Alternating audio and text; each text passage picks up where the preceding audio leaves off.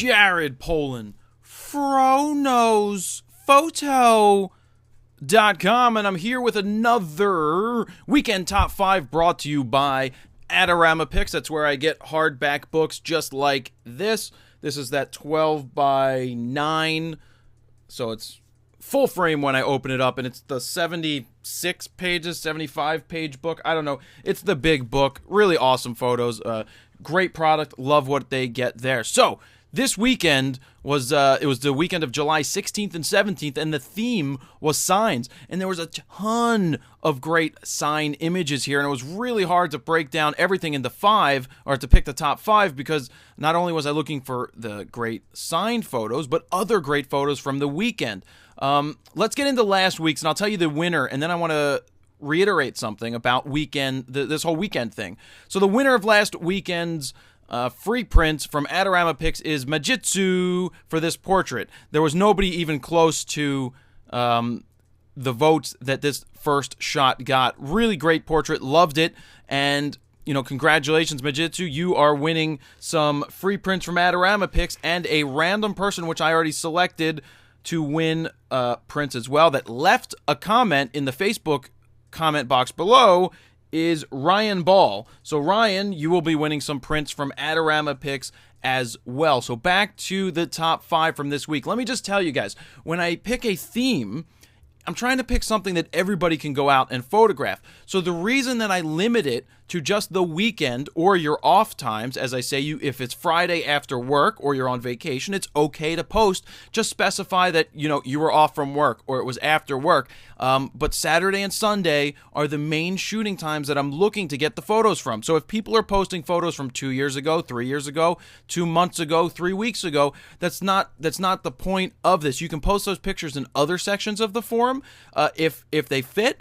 But the whole point is to get you out shooting, to give people that may not have something to shoot this weekend a theme to follow, and then a place to put it. So it's designed to get you out and shoot, give you some ideas just so you have something to do. So let's get into the top 5 from the signs weekend. And I really like this first photo. Whale Harbor, Florida. What's that say?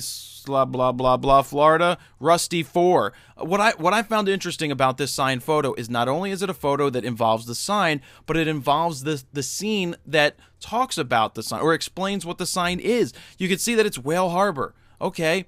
So there's boats in the background, there's fishing lines, there's all of this stuff going on, and that's what I liked. I like the composition, I like the choice of depth of field, I love these Loctite light fixtures. My dad sells these things. But yeah, like the color, like the feel of this image, like the sign, and I love that it has something to do with the whole scene. So great job there. That's the first one in no particular order. And then second one I came up was Shuza Handle 0823. Shuza Handle, hello. I couldn't pass this one up. A great execution on a macro shot. When you read into an image like this, the pencil's being bit, the eraser's erased off, there's these hard equations over here. I don't know what any of this stuff means. Cosine versus sine and flub sign and Shahuzamawatsa sign. I don't get it, but I like the execution. The light looks great. The pencil is sharp. There's some sharpness over here in the text and this text, and it starts to blow out here. You can read into it and say, wow, these equations must be difficult. That's why somebody's chomping on a pencil. So I like the story that we got there. So move on to the third one. All right, so this is something a little different. I love the signs, and I love the fact that I can tell it's New York City. I hope it's not 2 photos smashed into one. I hope they really did do this. I can see that it's cropped. I would like this one to be black and white, but I didn't think that was enough to take away from how cool and unique the shot was. If it was shot this way, I would think that it was f/22 or a higher f-stop to give us total focus from the sign all the way to the back. If not, I mean, I'd like to know a little more about this. Sammy is the man, but I like it. What I would like you to also do is try a very high contrast black and white. I think that would be pretty killer. Give it a cool old feel to it. But other than that, you know, I think it's a strong image. That's why I picked it here. We'll see how it fares against the other ones. HDR. There's some times that you come up to an HDR image. In this case, it was Michael Benson, and sometimes they just grab me. It's just the smooth look of it. It doesn't always work for me. Sometimes we know that HDR can be overdone, but in this case, I think Michael did a great job, and that's why I selected it. The feathery clouds, this nice cone, the colors, the tones, the image, the composition, it all works well. I love how there's nothing really straight in the image, and it's all just running front to back. Very nice. That's why I selected that one. And then the last one, Unknown Plot. I believe this is from, they said, the floods in Johnstown in the 1800s.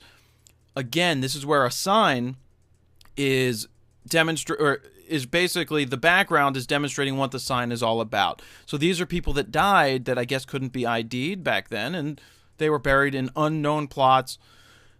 And I just think it's a very strong image. And again, when you're shooting these signs, the whole point of this concept of shooting signs wasn't just to shoot just a sign randomly. There's a cool sign. Oh, it says go to the bathroom. All this cool stuff. That stuff's cool. But when you can get a sign and put into context the background and everything, comes together from the sign to the background to the subjects to the colors, then you've done something really cool. And everybody did a great job this weekend, and it was a really great weekend, great theme, I think, and you guys did a great job with it. So now we're coming up to the weekend. I wrote this down, July 23rd and 24th, and I needed to come up with a good theme, and I asked people what they thought, and there was some really good ones that I think we're going to get to in the future. But why don't we call this one, I'm going to give you two little angles.